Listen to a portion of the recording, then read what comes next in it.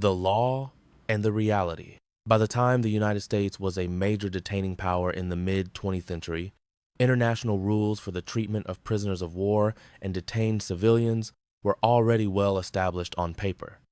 The Geneva Conventions, the 1929 Convention relative to the treatment of prisoners of war, and later the more comprehensive 1949 Conventions, set standards: humane treatment, adequate food and medical care, family contact where possible, and protection from violence, discrimination, or public curiosity.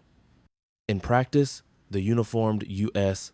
military sought to follow these rules. Officers were briefed. The U.S.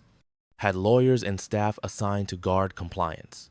And humanitarian organizations, most importantly, the International Committee of the Red Cross, ICRC, and later UN relief agencies, played key roles in feeding, clothing, and examining detainees. That said, large-scale conflict produces shortages and confusion. The quality of care and the separation of women and children from men varied by theater, by unit in charge, and by the ebb and flow of military resources. In occupied Germany in 1945-47, American soldiers ran and supervised prisoner and displaced persons, DP camps that housed former forced laborers, refugees, internees, and captured enemy personnel. In Korea, during and after the 1950-53 fighting, the United Nations Command and its U.S. led components processed and detained thousands of North Korean and Chinese prisoners of war. Women were among them. In Southeast Asia later, treatment again depended heavily on local conditions, levels of training, and the pressure of combat operations. Women and children, special concerns. Military authorities and humanitarian agencies quickly recognized that women and children had particular needs that standard barracks-based camps were not equipped for. Women were at risk of sexual violence unless housed separately and protected. They had reproductive health needs. Some were pregnant or nursing. Many had been forced laborers, refugees, or civilians uprooted by war rather than uniformed combatants. Children, whether born in captivity, accompanying their mothers, or orphaned, were vulnerable to malnutrition, disease, and disorientation. Across conflicts and camps, authorities adopted several common practices. Separate housing where feasible. Women were fenced off, quartered in female-only compounds, and provided female supervisors or matronly staff when available. Medical care, including obstetric and pediatric attention, sometimes supplied by Army Medical Corps or by Red Cross and voluntary agencies. Rations and clothing adjusted for mothers and young children. Special milk and baby supplies were provided when stocks allowed. Efforts to maintain family units. When mothers and children were separated by the fog of war, military personnel and relief workers tried to reestablish contact using notification systems, Red Cross messages, and later refugee registration. Documentation. Authorities recorded identities, births and custody, and eventual repatriation or resettlement. Paperwork could be slow, and the bureaucracy painful for people who wanted only to get home. Failures and acts of mercy. No blanket statement captures every camp. In some places, shortages led to insufficient nutrition and inadequate shelter. There were mistakes and cruelty committed by isolated individuals. But contemporary memoirs and later histories also record countless acts of tenderness by low-ranking soldiers, nurses, and civilian relief workers. A cook finding sweetened condensed milk for a baby, a non-commissioned officer arranging for a midwife, a chaplain listening to a mother's story that no one else had time to hear. Those small things often meant survival for a child or a fragment of dignity for a mother. Part 2. A story based on many real lives. Note: the scene and characters that follow are fictionalized composites. They are built from the kinds of events recorded in dozens of oral histories and letters from the immediate post-war period in Europe, especially in the American-administered displaced persons camps of 1,945, 1,947. The emotional truth is real, even when the names are invented. The boy with the ribbon. It was late autumn of 1946. The leaves had already gone to brown, and the mornings came with that thin, metallic cold that slips under collars and through wool. The camp lay in a hollow not far from a rail line in a red brick factory whose chimneys still smoked sometimes. It was a place the Army called a displaced person center. a temporary home for souls who had nowhere to go, waiting for papers in trains, for repatriation, or for a new life across an ocean. The camp was ringed with barbed wire and patrolled.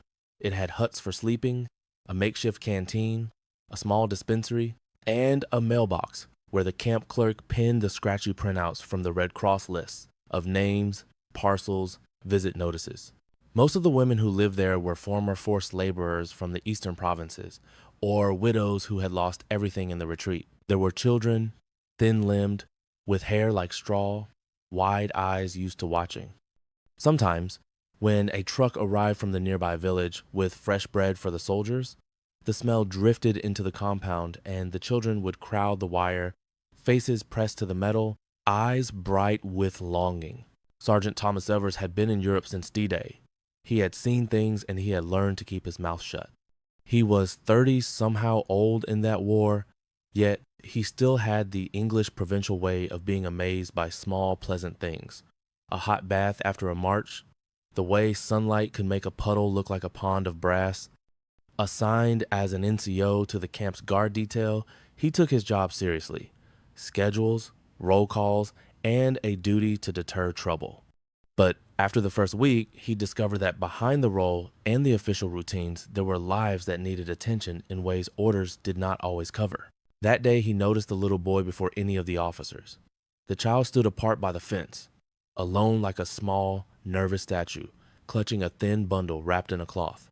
He looked at the soldiers with a kind of polite hunger that had nothing to do with assumption, more like a memory of being fed at a table where someone noticed if a child's cup was empty. Sergeant Evers had learned to read faces. He walked over during his routine patrol. "Hello, Mate," he said gently. The boy blinked and then smiled as if surprised someone had spoken in his language. He was perhaps 5 or 6, with a small nose that had been pinched by cold and a ribbon tied in his hair at the crown. A bright, faded blue ribbon, the sort a mother knots to keep hair from the eyes. The ribbon was threadbare.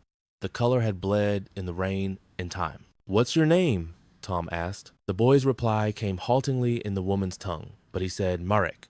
Behind Marek, a woman watched from the doorway of the hut. She was in her early 20s, but her eyes had the hard, compact look of somebody who'd had to be firm and quick to survive. Her name was Anna. Interpreter work was part of the sergeant's job. He had a pocket phrase book and a patient manner.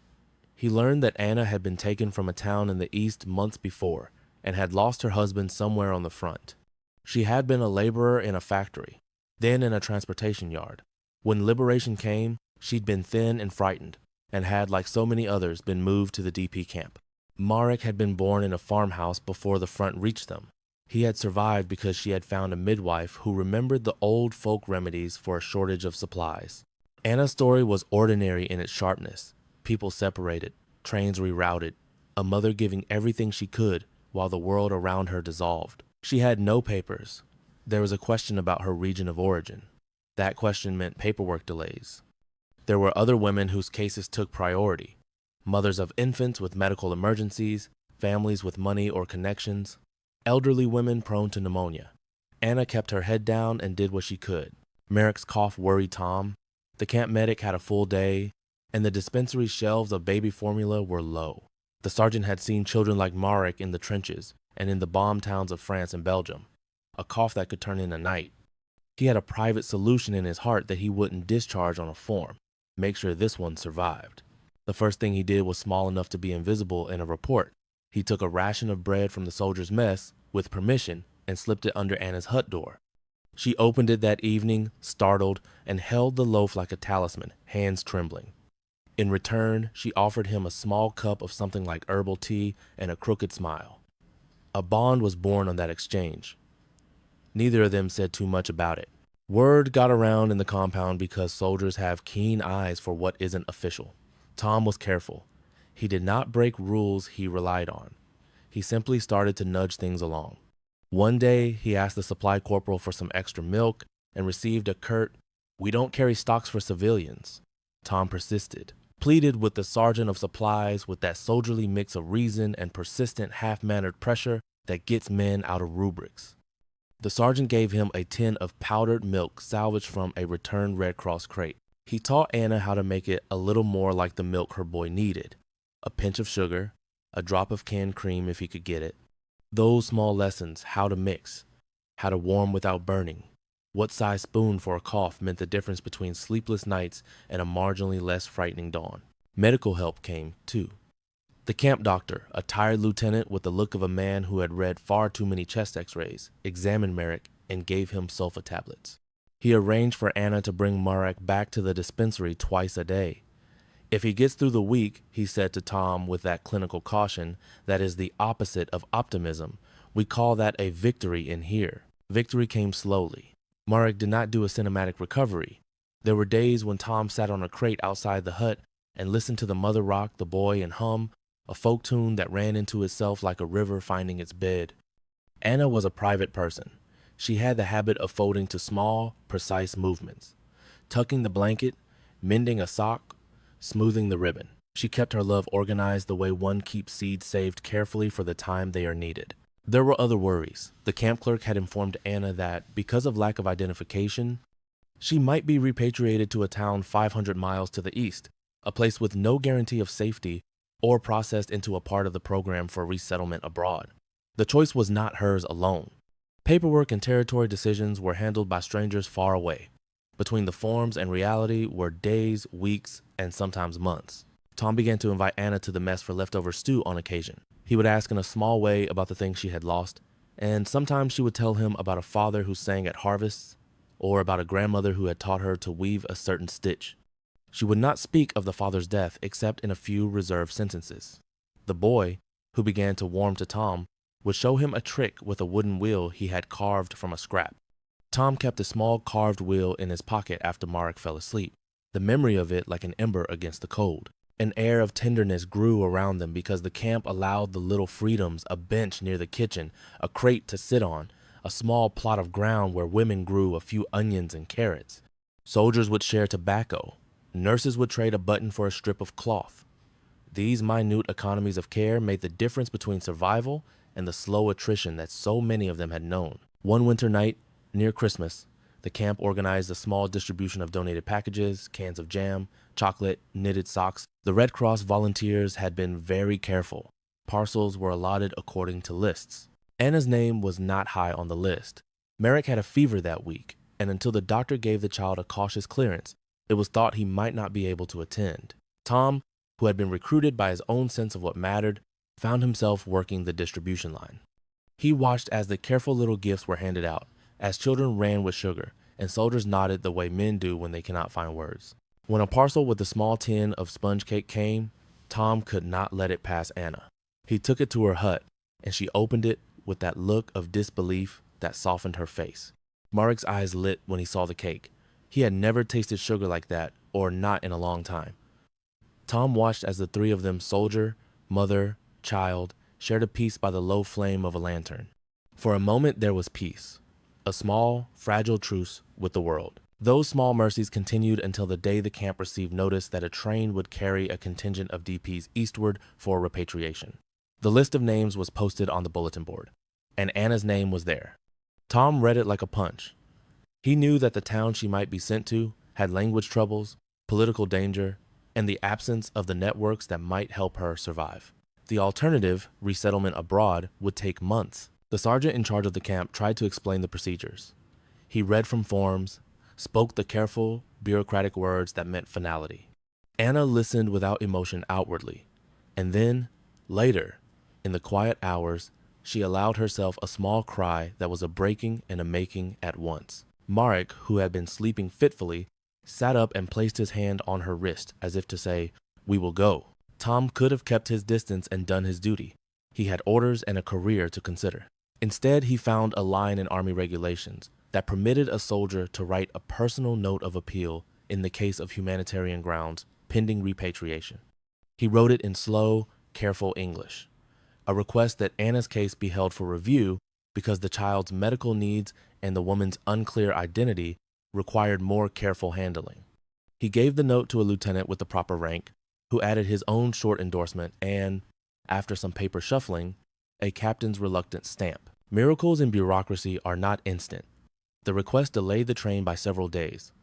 Those days were enough. During a long afternoon when the rain turned the yard to mud, an officer from the International Relief Agency came through the camp.